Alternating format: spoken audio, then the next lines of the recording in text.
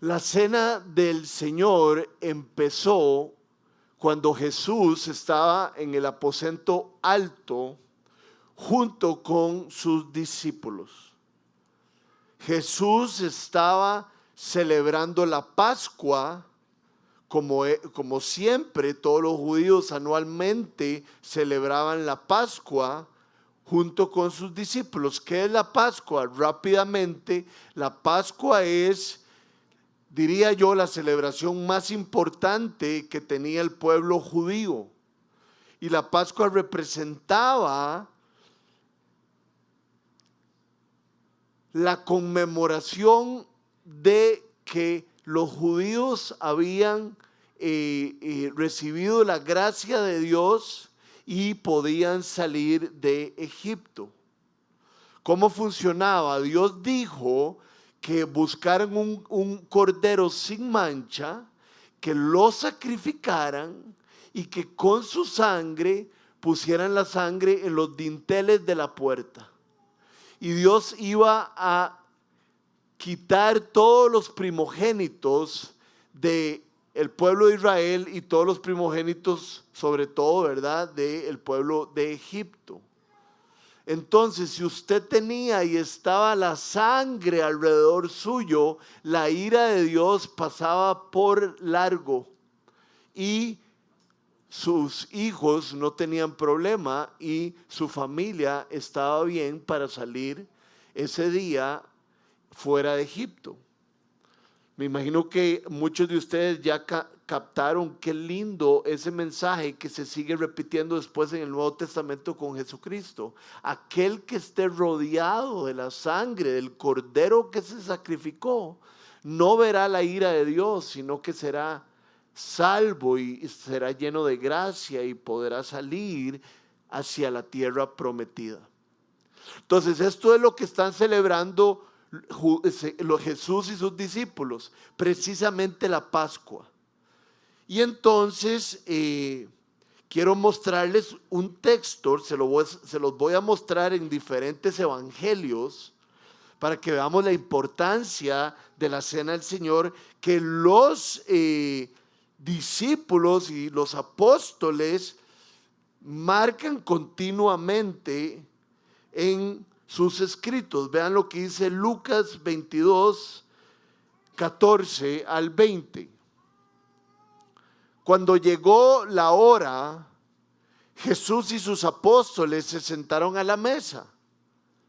Entonces les dijo: he tenido muchísimos deseos de comer esta Pascua con ustedes antes de padecer. Pues les digo que no volveré a comerla hasta que tenga su pleno cumplimiento en el reino de Dios. Luego tomó la copa, dio gracias y dijo: tomen esto y repártanlo entre ustedes. Les digo que no volveré a beber el fruto de la vid, o sea, el vino, hasta que venga el reino de Dios. También tomó pan y después de dar gracias lo partió. Se lo dio a ellos y dijo: este pan es mi cuerpo, entregado por ustedes. Hagan esto en memoria de mí. El libro de Lucas ya nos explica acerca de la cena del Señor y lo que él estaba estableciendo. Iban a celebrar que la copa, el jugo de uvas, simbolizaba la sangre que Jesús iba a vertir por todos los pecados, y también habla del pan, el pan reflejando el cuerpo de Jesús. Por más de 2000 años, la cena del Señor ha sido un emblema del cristianismo. Históricamente los creyentes se han reunido para celebrar la cena del Señor. Ha sido una forma extraordinaria para celebrar la muerte y la resurrección de Cristo. Esta cena ha tenido muchos nombres. Ha tenido el nombre de la cena del Señor, ha tenido el nombre la Eucaristía, porque la palabra Eucaristía viene de la palabra caris en griego, que significa gracia. Ha tenido el nombre del partimiento del pan, la comunión y muchos otros nombres. Quiero que leamos Marcos 14, del 22 al 24. Mientras comían, Jesús tomó pan y lo bendijo, luego lo partió y se lo dio a ellos diciéndole: tomen mi cuerpo. Después tomó una copa, dio gracias y la dio a ellos y todos bebieron de ella. Sigo enfatizando cómo se hacía la cena del Señor. Pero esta cena, que ha sido un emblema de todos los cristianos desde el tiempo de Jesús, no solo ha causado unidad, sino que ha causado gran división en la iglesia cristiana. Principalmente una división entre la iglesia católica romana y entre los protestantes. Dentro de los protestantes, imagínense a los luteranos, imagínense a los metodistas, imagínense a los presbiterianos y muchas otras denominaciones. Entonces fue en la Reforma, en 1500, cuando la iglesia de Roma se separa y ahí empieza la iglesia protestante. Y esto causa, por supuesto, una ruptura fuertísima, y una de las divisiones, uno de los puntos más importantes era la cena del Señor. Entonces la cena del Señor une, pero si la cena del Señor no se entiende bien, desune y trae división. Jesús es el Cordero Pascual, quien es sacrificado. Y el gran tema con la iglesia romana es la transubstanciación. Hoy podemos aprender esa palabra. A mí me cuesta mucho decirla porque yo tengo problemas con mi lengua, soy sopetas. Pero el problema es la transubstanciación. ¿Y qué es la transubstanciación? Que lo vamos a ver ahorita un poquito más.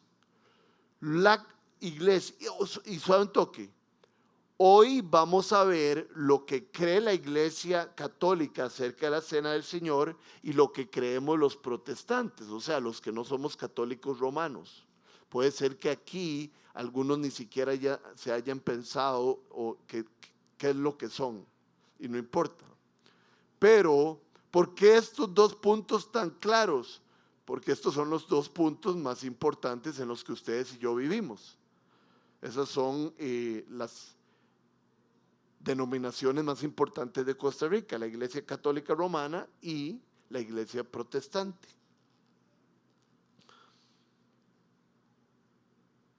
La transubstanciación lo que defiende es que el pan y el vino se convierten en el cuerpo y la sangre de Cristo cuando son solemnemente, literalmente consagrados por el sacerdote. O sea, ¿qué es lo que está diciendo la transubstanciación? Es que cuando tomamos la cena del Señor, literalmente el pan es Cristo y literalmente el jugo de uvas es la sangre de Jesús. Literalmente estamos celebrando de nuevo ese sacrificio. Ese sacrificio se está celebrando en ese mismo momento. Y por supuesto, la Biblia se interpreta con la Biblia, pero muchas veces, por supuesto que cuando hay una división es porque ciertas personas interpretan una parte de la Biblia y otras personas la interpretan de manera diferente. Entonces no es que los católicos romanos no están locos.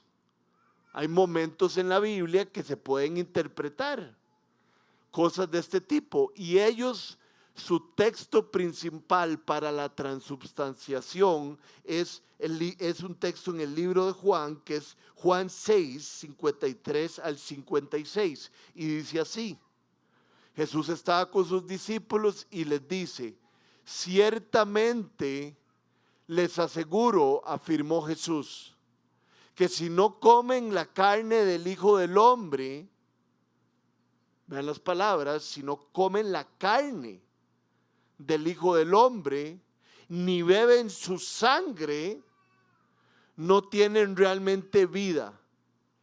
El que come mi carne y bebe mi sangre tiene vida eterna, y yo lo resucitaré en el día final.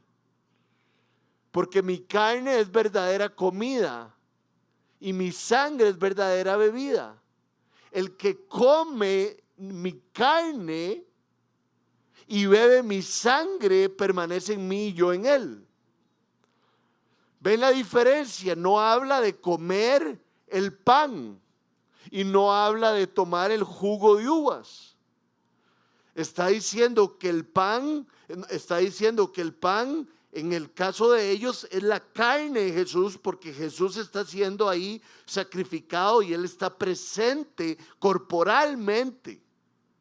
Y la sangre y el jugo de uva simboliza la sangre. Entonces ese es el tema principal por cual ellos creen acerca de esto que hemos llamado la transubstanciación. Pero lo primero que debemos de resaltar es que la Biblia en muchos momentos no se debe entender de una manera literal. Jesús dice: yo soy el pan. Jesús dice: yo soy la vid. Jesús dice: yo soy la puerta. ¿Es Jesús la vid? ¿Es Jesús la puerta? No. Pero Jesús está utilizando estas palabras para dar como una hipérbole. Jesús está utilizando estas palabras para que la gente se imagine lo que Él está enseñando. Entonces, muchas veces en la Biblia no es literal lo que leemos, sino que es algo que está representando algo. Y entonces los protestantes dicen que ahí Jesús no está hablando literalmente acerca de comer su carne y comer su sangre. De hecho, suena muy raro. Sino de lo que está hablando es de la cena del Señor. La cena del Señor es un recordatorio, es una conmemoración y una celebración de Jesús ofreciéndose como el pago sacrificial de nuestros pecados. Eso sí lo creen los dos tipos de iglesia. Que cuando celebramos la cena del Señor estamos conmemorando, estamos celebrando lo que Jesús hizo en la cruz del Calvario por nosotros, sacrificándose para el perdón de nuestros pecados. ¿Qué es una conmemoración? Es ir hacia atrás y acordarse de lo que hizo Jesús y celebrarlo. Yo ayer cumplí 42 años. O sea que el que no me felicitó, siéntase bastante mal, por favor. Y el que no me ha dado regalo, le doy tiempo toda la próxima semana, no tenga pena. Entonces, hubo un queque seco ayer para mí, que es mi queque preferido, porque estábamos celebrando, porque estábamos conmemorando. Este hombre tiene 42 años, nació hace 42 años y por la gracia de Dios sigue parado, por la gracia de Dios es esposo, es padre, por la gracia de Dios es pastor. Entonces estamos felices, entonces sacamos un queque y soplamos. Entonces yo quiero que ustedes entiendan el peso de la cena del Señor. Eso es lo que se hace con la cena del Señor. La cena del Señor es recordar, conmemorar hacer una fiesta en el interior de nuestro ser de lo que hizo Jesús hace más de 2000 años. Entonces le pregunto a usted desde ya, cuando pasan los elementos, cuando pasa el jugo de uvas y cuando pasa el pan, ¿está usted claro que está conmemorando y está celebrando el sacrificio de Jesús por el perdón de nuestros pecados, o simplemente está celebrando eso de una manera un poco superficial? Ojo, por eso es este sermón, para que entendamos esto, que es algo muy profundo y que podemos empezar a celebrarlo de una manera muy profunda. Michael Bird, que es un teólogo australiano que he estado leyendo últimamente, dice lo siguiente: los sacramentos, o sea, la cena del Señor y el bautismo, son señales y signos del pacto de gracia. En cuanto a la utilidad de la cena, o sea, los beneficios que trae al creyente, son principalmente una intensa experiencia de la gracia de Dios y alimento espiritual para el alma.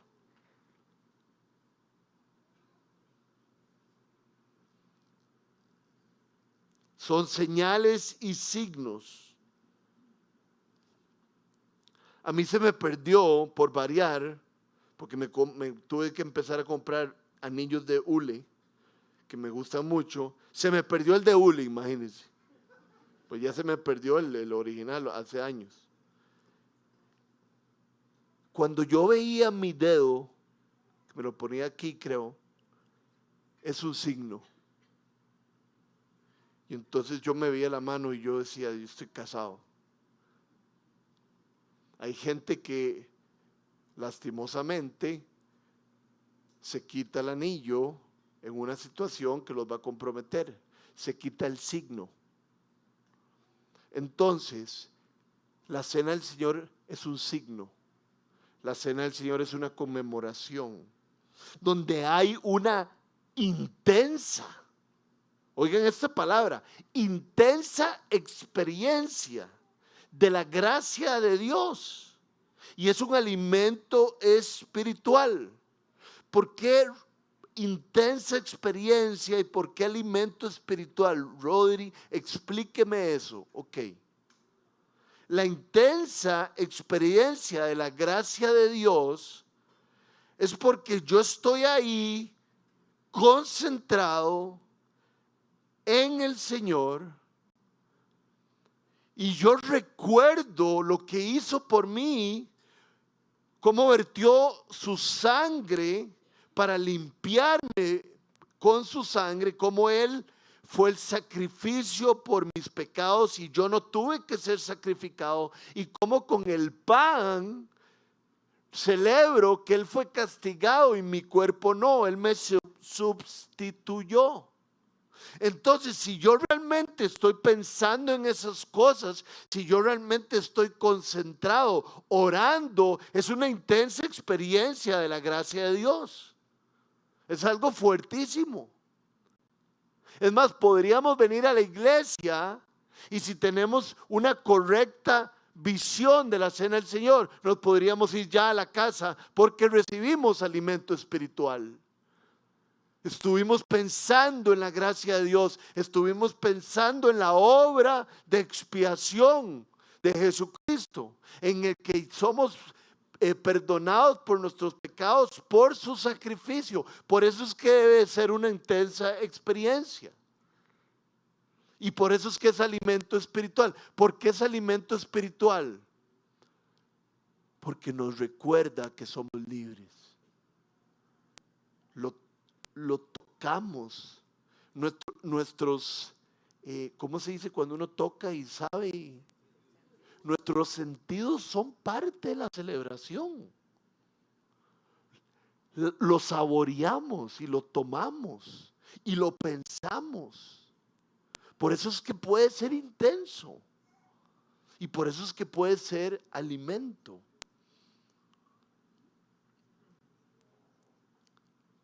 Quiero hablarles de una frase en especial declarada en la Confesión de Bélgica, en la Confesión belga, o algunos le llaman la Convención de Fe. Esto es histórico, entonces aprendamos un poquito. Esto ocurrió, la Confesión de Bélgica ocurrió en 1561. ¿Y por qué les digo la fecha? Porque ustedes saben que la Reforma fue como 30 años antes. La iglesia protestante se empezó a salir de la iglesia romana como 30, 20 años antes. Entonces la Confesión de Bélgica no solo es influenciada por los protestantes, sino que es influenciada por todos los siglos antes, por los pensadores que los pensadores cuando solo era una iglesia. Entonces, vamos a ver una frase que es de una confesión protestante, pero que está llena de toda la influencia de todos los pensadores que habían cuando había solo una iglesia. ¿Me explico o no?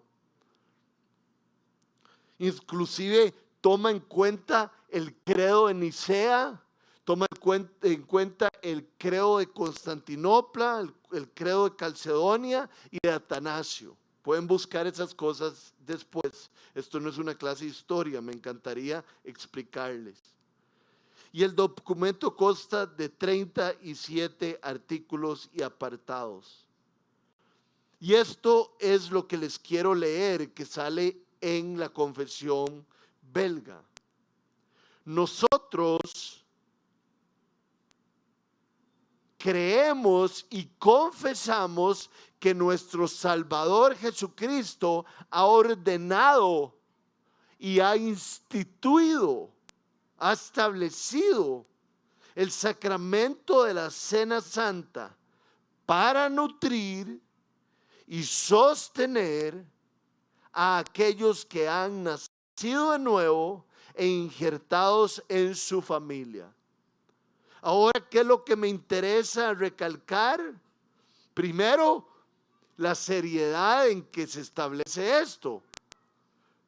El Consejo toma muchos apartados para hablar de la Cena del Señor, así importante es. Sigue hablando de lo que ya hablamos, de que hay nutrición, pero vean qué interesante que dice que la Cena del Señor es algo que sostiene a los creyentes. O sea que cuando nosotros pensamos y nos regresamos 2000 años atrás y nos imaginamos a Jesucristo colgado en una cruz o nos imaginamos a Jesucristo resucitando, somos sostenidos en nuestra fe. Por supuesto que hay que hacer eso diario, pero cuando estamos aquí, lo celebramos con los elementos, somos sostenidos. Hay gracia para nosotros, hay nutrición. La cena era un lazo, es un lazo entre los creyentes y el Dios Trino. Y es un lazo entre todos nosotros. Entonces, cuando nosotros tomamos la cena del Señor, no es algo solamente que está pasando entre nosotros y el Padre, sino que está pasando algo entre nosotros. Hay un lazo entre nosotros. Es fácil de explicar eso, creo. Bueno, un lazo entre nosotros y Dios por todo lo que acabamos de hablar. Pero el Señor lo instituyó también para que fuera un lazo entre nosotros. En el sentido de que, digamos, David está recibiendo la cena y está pensando en su pecado, está pensando en el perdón, la misericordia y gracia que Dios está teniendo sobre él y se está recordando con los elementos de eso. Pero si David vuelve a ver con el ojo, con el reojo. ¿Cómo? No me gusta esa parte.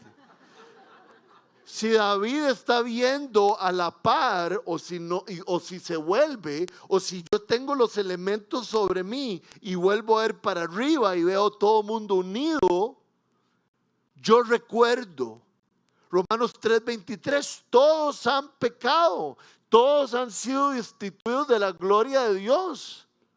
Entonces, qué hermoso que todas las personas que están en esta habitación necesitan tener esta institución, este signo, porque todos somos pecadores y todos estamos caminando hacia el templo del Señor, hacia el lugar perfecto. ¿No les parece algo hermoso? Hay un lazo, no solo entre nosotros y Dios, sino hay un lazo entre nosotros. Vuelva a ver al de la par hoy, vuelva a ver al de adelante y diga, este hombre no es diferente a mí. Esta mujer no es diferente a mí, aunque se vea más santa que yo. Todos somos iguales y es hermoso que todos como comunidad seamos intensamente por medio de la gracia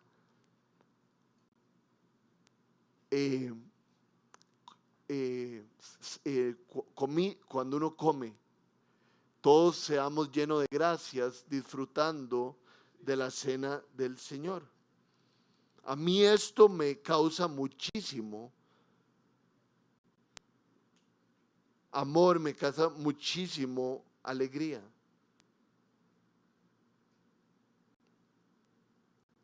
Volviéndome un poquito, porque les digo que me costó escribir todo esto, porque podríamos estar aquí 2 semanas hablando de esto. Cuando hablábamos de que la transubstanciación está basada en una parte de Juan, que habla de la carne y la sangre del Señor, hay que recordar varias cosas, podemos saber varias cosas que nos dejan claro de alguna otra manera que Jesús no está hablando necesariamente en ese evangelio de esas cosas, de comer la carne y de beber la sangre. Primero, en el evangelio de Jesús no se establece y no se habla de la cena del Señor. O sea, comer la carne, comer la sangre, de fijo era un signo. De fijo era una manera de decir algo, porque si fuera tan importante para él, lo hubiera celebrado y hubiera hablado Juan acerca de la celebración al final, pero Juan no habló de eso.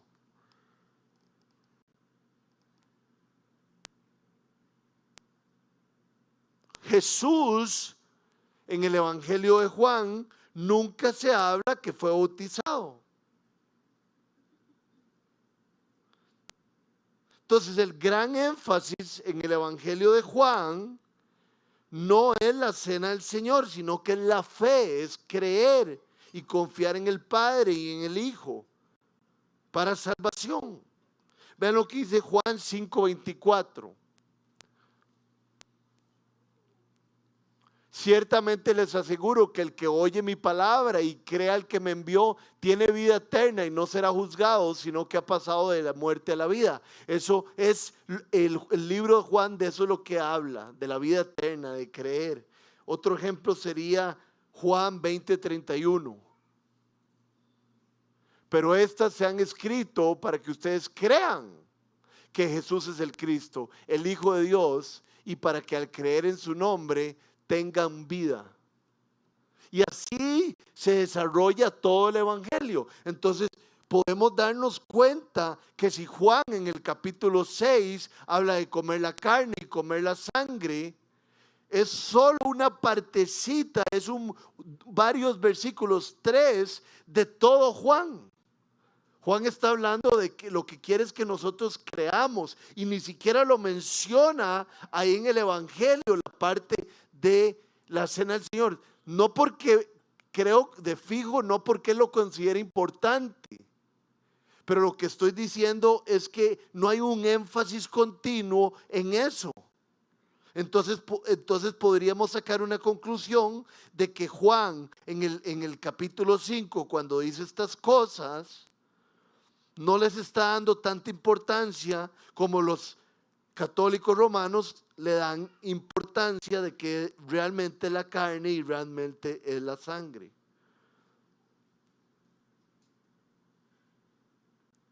Vean lo que dice Primera de Corintios 11:26, que nos da el punto primordial de la cena. Porque cada vez que coman este pan, vean que no dice otra vez, ya vimos Lucas, ya vimos Marcos, y ahora estamos viendo Primera de Corintios.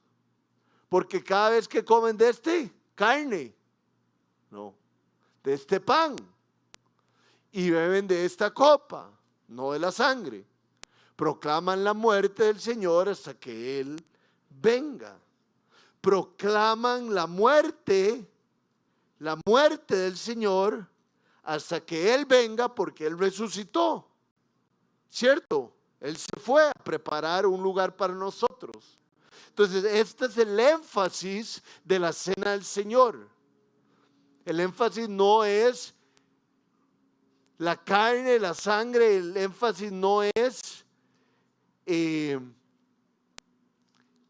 se está dando el sacrificio de nuevo ahí enfrente de nosotros, sino el énfasis es que proclamamos que Cristo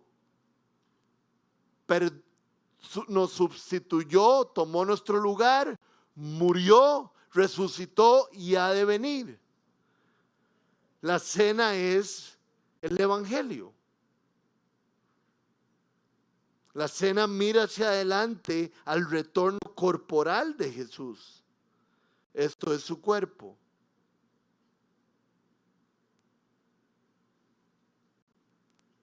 Entonces, cualquier presencia que tenemos en la cena no es el cuerpo físico de Jesús, ya que su cuerpo está glorificado.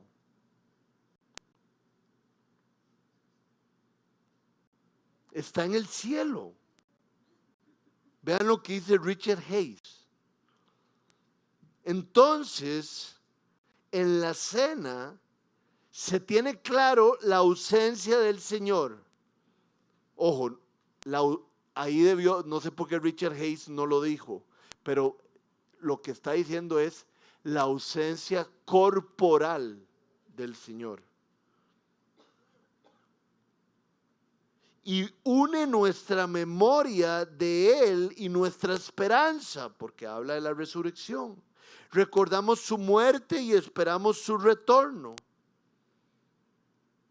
En la cena del Señor está la ausencia del Señor corporalmente. Y la cena del Señor lo que hace en nosotros es memoria de Él y de nuestra esperanza. O sea, la cena del Señor no trata de un sacrificio que está sucediendo ahí. La cena del Señor no trata de que el Señor está ahí corporalmente. La cena del Señor trata de que el Señor está ahí espiritualmente. Y el énfasis es la muerte y resurrección.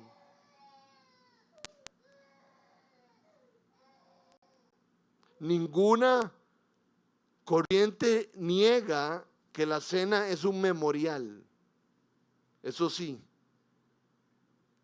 pero es el Espíritu Santo el que hace a Cristo presente. Está la presencia invisible de Cristo a través del Espíritu Santo. Entre nosotros y el Padre y entre todos nosotros tenemos el Espíritu. Hay una presencia especial de Cristo en la cena, pero la presencia no es corporal, es física. Estoy diciendo lo mismo hace 10 minutos, por lo mismo. quiero que sepan cuál es la diferencia entre lo que se cree en esta iglesia, en lo que creen los protestantes y lo que creen los católicos romanos.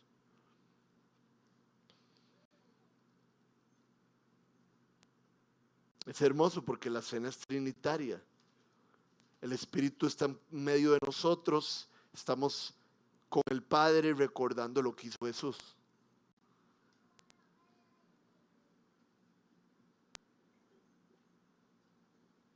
Ahora, hay un punto importante. Vean qué lindo cómo los dos sacramentos, tanto el bautismo como la cena del Señor, hablan de la regeneración, o sea, de nacer de nuevo, o sea, de entrar en nosotros mismos, darnos cuenta que hemos pecado con Dios y querer volvernos a Él, nacer de nuevo, ser regenerados. Hablan los dos sacrificios, los dos sacramentos de la muerte y de la resurrección. Por eso es que es tan importante la cena del Señor, porque habla del Evangelio. ¿Por qué la regeneración? ¿Por qué la muerte y por qué la resurrección en los dos sacramentos? Porque los dos sacramentos son un compendio de la obra de Cristo. En el bautismo se representa la regeneración, primero cuando la persona da una declaración acerca de su fe. Y se representa la regeneración porque esta persona tiene que bajar en el agua para salir del agua como una persona nueva. Entonces esa es la regeneración. ¿Por qué también se habla de que los sacramentos hablan de la regeneración y la muerte? Porque recuerden que cuando nos bajan del agua, estamos muertos de nuestros pecados, pero cuando nos suben del agua, hemos sido lavados. Es el Evangelio. Y cuando nos levantan del agua, habla de la resurrección, de que fuimos limpiados, ahora estamos limpios y hemos de estar con el Señor. Y es lo mismo con la cena del Señor. Yo tomo la cena porque yo no la debería tomar. Yo no soy digno para eso, pero Cristo me ha hecho digno. Yo tomo la cena y recuerdo que el pan y el vino representan que Jesús murió. Y entonces tomo esos elementos. Y después de tomar esos elementos, pienso en la resurrección de Cristo. Porque así Jesús lo dice. Proclamen la muerte y la resurrección mía. Y dice, no, si se acuerdan que varias veces dice, no he de beber de este jugo de uvas hasta que yo vuelva. Eso es lo que está diciendo. Yo voy a resucitar y no vamos a compartir hasta que yo vuelva de una manera física.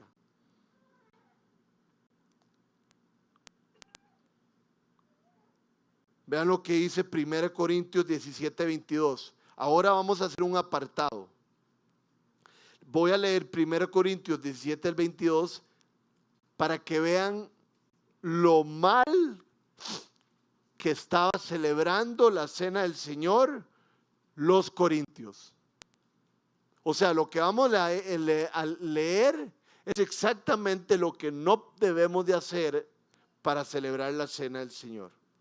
Primera de Corintios 11, 17 al 22 dice así: al darles las siguientes instrucciones, no puedo elogiarlos, ya que sus reuniones, esta palabra reunión es muy importante. Otra vez creo que me equivoqué y debí haberla buscado bien en el lenguaje original, porque desde que los apóstoles empezaron a reunir, ¿verdad? Sabemos en Hechos 2 que dice, se reunían de casa en casa, compartían el pan, y eso muchas veces significaba que celebraban la cena del Señor junto. Entonces, cuando dice, reunión está hablando de eso, en su mayoría, de celebrar la cena del Señor.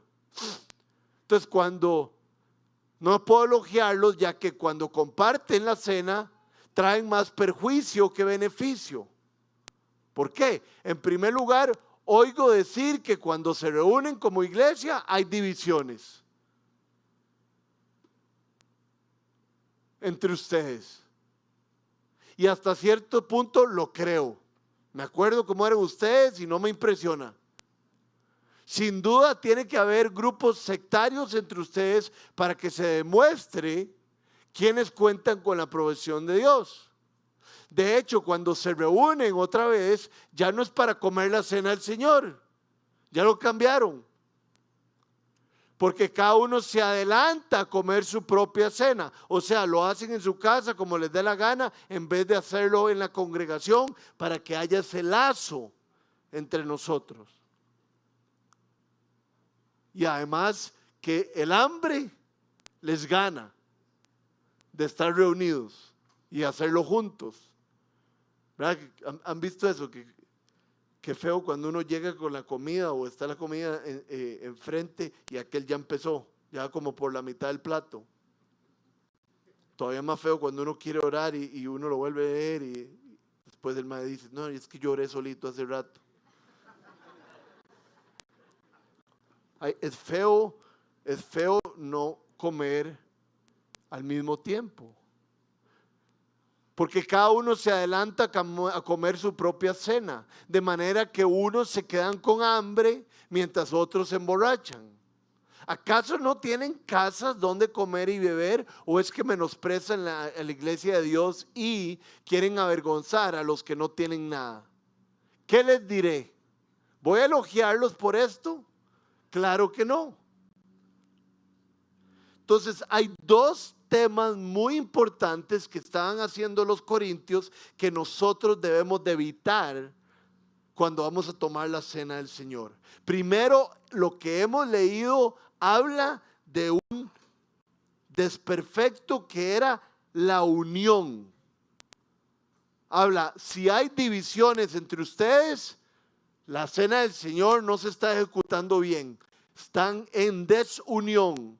Para tomar la cena del Señor es demasiado importante la unión de la iglesia.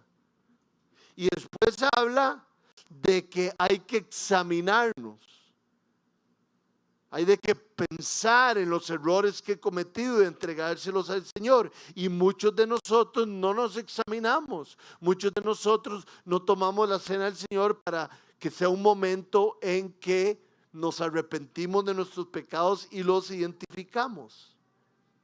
Entonces, si el primer error es la división, recordemos aquel pasaje que dice que si vas camino al templo y vas a hacer un sacrificio, vas a dar una dádiva y te acuerdas que tenés un problema con alguien, deje esa dádiva a un lado y devuélvase a rendir cuentas y a ponerse en paz con esa persona.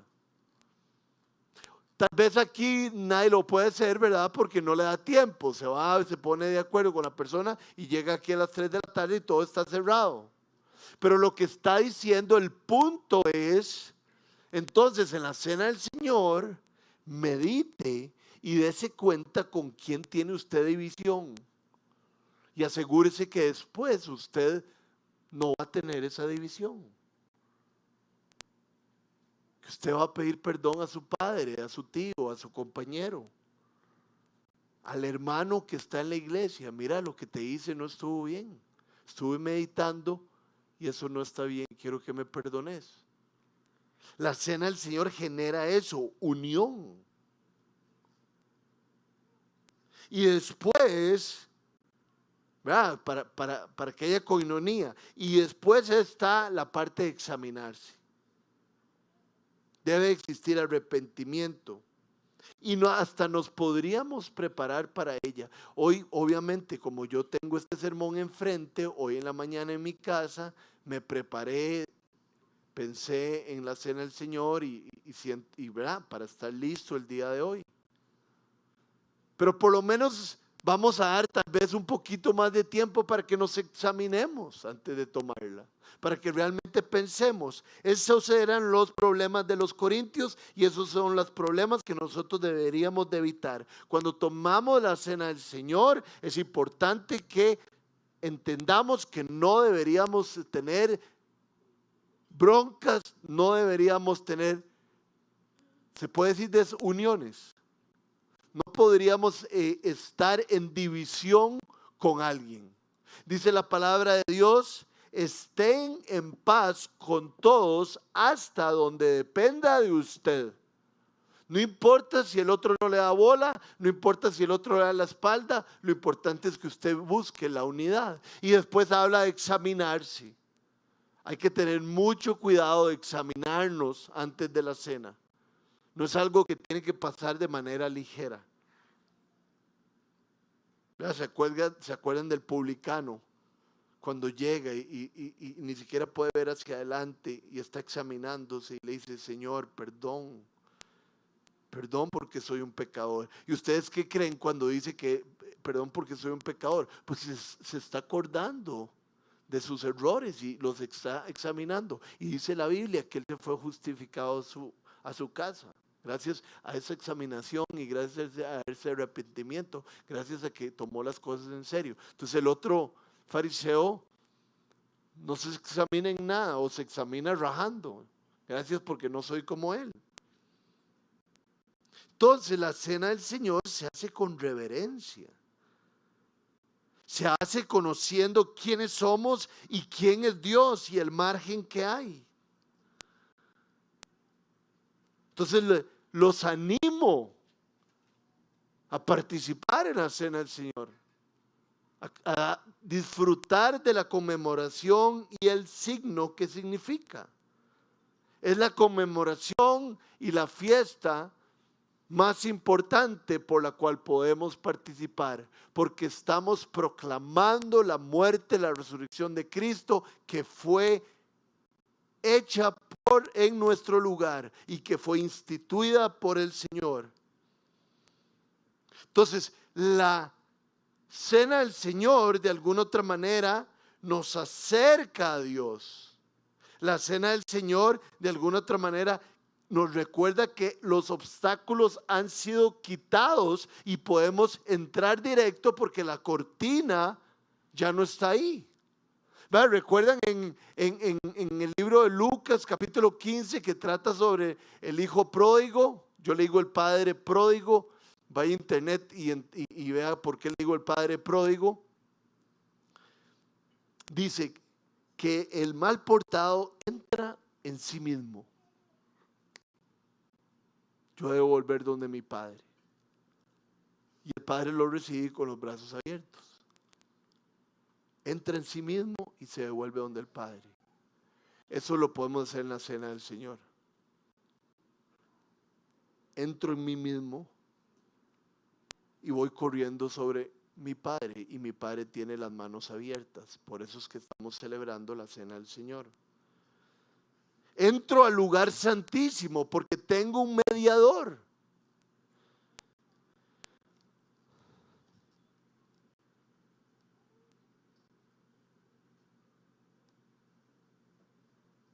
Para terminar, quiero decirles dos cosas. Algo que este señor Michael Bird pregunta. ¿Qué recibís de esta comida, de esta cena, que no recibís en ningún otro lugar?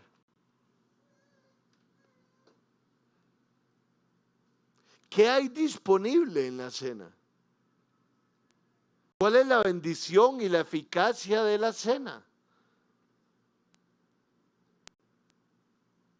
Es un medio de gracia, una manera en que Dios trabaja de forma invisible en sus discípulos, fortaleciendo y confirmando su fe, para que la gracia de Dios empape en y a través de su gracia a todos los cristianos. ¿Qué es la gran cosa de la cena? que nos fortalece, que es comida espiritual, que trae bendición y que hace un trabajo invisible en nosotros. ¿Verdad? Dice la Biblia que el faraón tenía el corazón duro. Cuando nosotros nos examinamos en la cena del Señor, nuestro corazón otra vez se vuelve de carne, se vuelve de carne, porque el Señor nos quita las capas que tenemos en nuestro corazón. Nos podemos empapar de la gracia de Dios. Hay algo que no sé por qué no lo vimos, porque sale en un texto de los cuales yo había escogido en dos, que dice que la cena del Señor se disfruta el nuevo pacto. Y eso es muy importante, porque el viejo pacto era que para estar cerca del Señor había que cumplir los mandamientos. Siempre para ser salvo ha sido por fe desde Abraham. Abraham, vaya afuera, vea las estrellas y dígame qué piensa. Abraham salió, vio las estrellas y dijo que tuvo fe y confió en el Señor. Y su fe se le contó como justicia. Entonces siempre la salvación ha sido por la fe. Pero había un viejo pacto que había que cumplir un montón de regulaciones. Y ahora hay un nuevo pacto. El pacto que instituyó el Señor, que es un pacto de gracia. Podemos acercarnos a Él sin hacer ningún sacrificio. Podemos acercarnos a Él con tranquilidad. Entonces la cena del Señor también nos recuerda el nuevo pacto. Puedo entrar con toda tranquilidad. Ahora que sabemos que tenemos a Jesús, este gran sacerdote con acceso listo hacia Dios, no dejemos que la suma oportunidad se nos deslice de nuestras manos. No tenemos un gran sumo sacerdote que no está consciente de nuestra realidad. Él ha pasado por todas las debilidades que nosotros hemos pasado. Lo único que no ha hecho es pecar. Entonces, caminemos directo. Entren con confianza. Mientras celebramos la cena del Señor, vayamos directo y empecemos a hablar con Él, que Él nos escucha y no hay que hacer absolutamente ningún ritual. Entonces caminemos directo hacia Él y tomémoslo de la mano. Él está tan listo para darnos lo que nosotros tanto necesitamos, la misericordia y su ayuda. Ahora, termino con esto.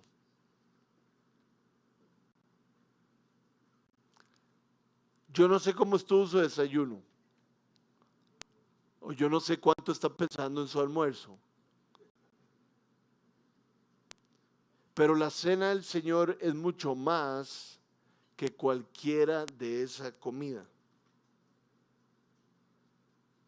Por el beneficio que adquirimos y recibimos y por lo que participamos.